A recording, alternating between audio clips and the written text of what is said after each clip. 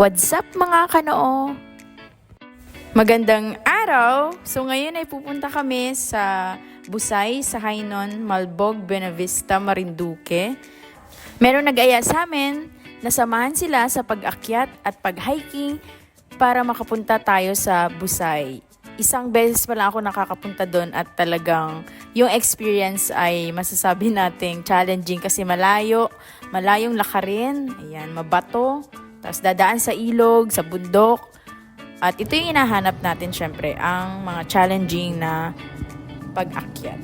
Dahil short sa budget, ayan, 50 pesos lang ang ating pinagasolina kanina. At abot naman na yan sa Malbog lang naman ang ating ruta. Dinaanan natin ang ating mga ka-team Ginsana dito sa bahay ni Sir Carlo upang maghakot ng dala. Ano ba ang baon natin? Nilabong saging, at gulay na papaya. Kiniskis na gulay ng papaya na sinamahan ng inihaw na isda. Ayan, syempre yan ay bigay ni Sir Carlo. Binabagtas na po natin dito ang Hainon. Yan, Barangay Hainon. Ay, sitio ba yun? Sitio Hainon. At meron tayong kasama ngayong na-recruit. Yan, si Maui, na dagdagan ng ating team. At sana ay tuloy-tuloy na yan. Siyempre, mas marami, mas masaya. Nauna na nga pala yung mga kasama namin dito at susunod na lang kami. At ito, naglalakad na kami sa kung saan mang ruta na tamang daan papunta sa Busay Falls ng Malbog.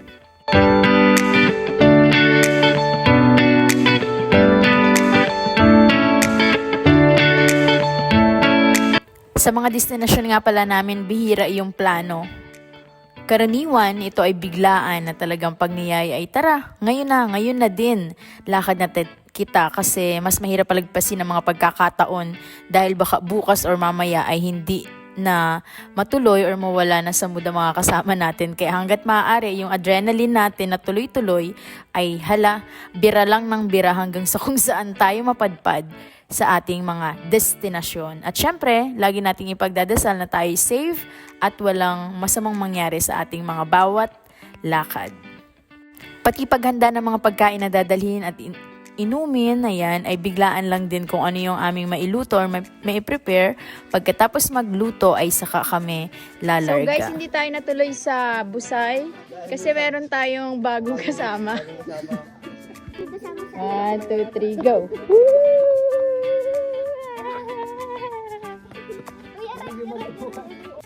Hindi nga pala tayo natuloy sa Busay mga kanoo dahil may iba daw ang itsura ng Busay ngayon. Madumi ang tubig at iba siya liguan. So bigla tayo nag-change of venue at naisipan naman natin na ituloy yung pagdadagat natin at hindi natuloy dun sa Dawis before.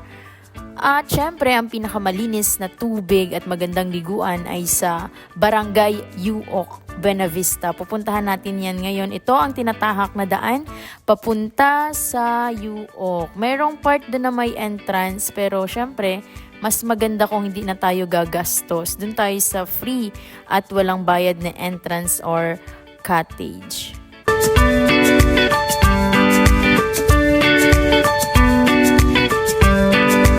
Napakaganda nga pala ng daan dito simula sa Escolta Libas papuntang Uoc kasi halos nakadikit na yung kalsada sa tabing dagat. Napakaganda ng view at may part dito na pataas at tinatawag nilang Galagala.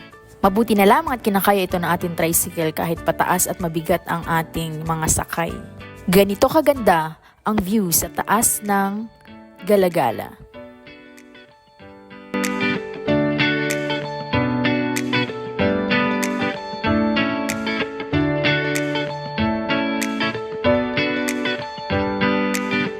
Kapag sa dagat ang punta or pag-swimming, masarap mag-ihaw ng sariwang isda, karne, or kung anong pwede nating madala. Kasi kapag nagbababad sa dagat talagang magutom. At masarap kapag nag-iihaw kasi yung init lang din ng pinag-iihawan ay nakakatulong tayong ma-warm. Kasi minsan may time na pag mahangin ay malamig, maligo. At mas masarap syempre kumain kapag bagong luto ang ating pagkain.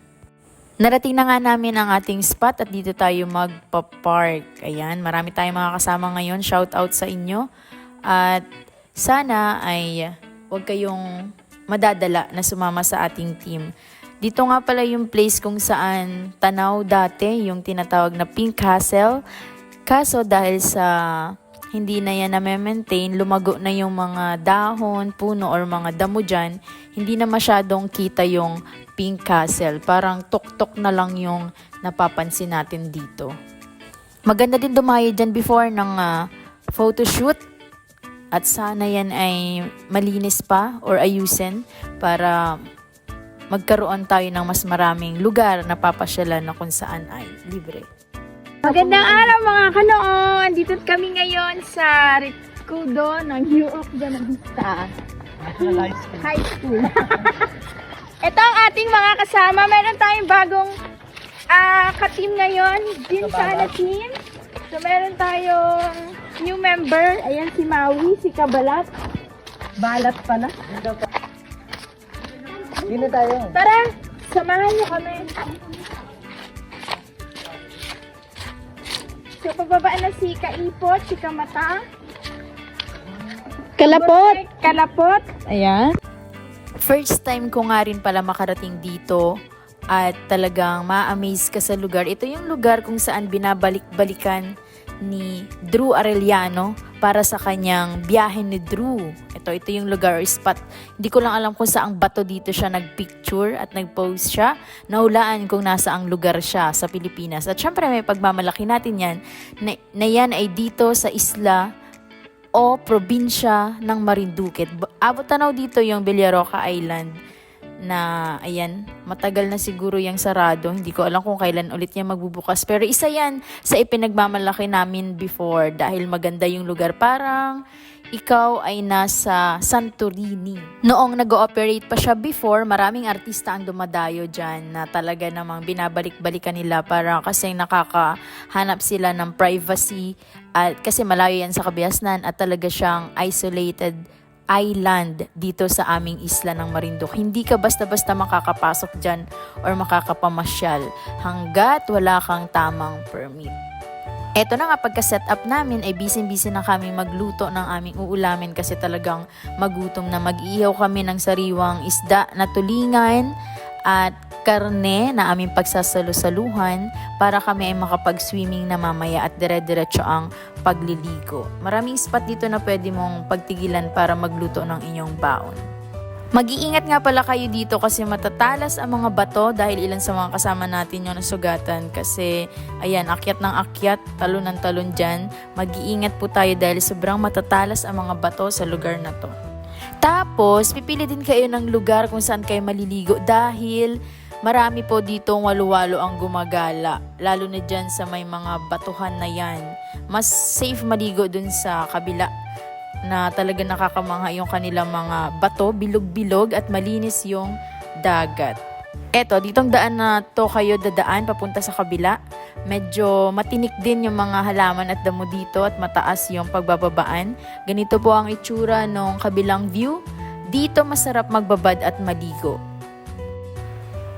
Ibang-iba ang itsura ng mga bato dito. Same sizes, same shape. Talagang parang ang sarap pumili ng panghilod at sarap mag-uwi ng bato dito. Ganyan siya, ganyang itsura niya sa personal. Ay, ganyan palang itsura niya sa video pero mas maganda siya sa personal.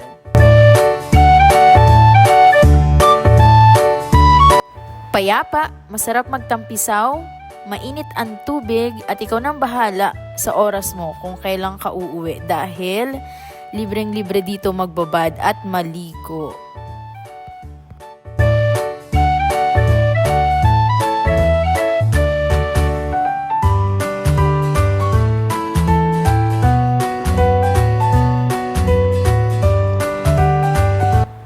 Kaya ako naghahanap kayo ng magandang spot sa pag-swimming, ayan, puntahan nyo na to dito sa Barangay Uoc, Buenavista, Marinduque. Magdala kayo ng maraming baon dahil malayo ito sa bilihan. Masarap nga din pala dito mag-diving. Yan, ingat lang sa pag-akyat sa bato and then talon-talon na dyan. Ingat kayo sa mga walu-walo na kumakalat. May magandang spot dito sa gitna ng batuhan. Para siyang kuweba na pwedeng langoyin hanggang ilalim. Hindi na namin nakita yung ilalim dyan kasi nakakatakot. Parang may kung anong lalabas. Pero yung mga kasama natin ay nilangoy nila hanggang sa dulo. Maganda daw doon at malawak yung ilalim. Kuweba siya na tubig ang nasa loob.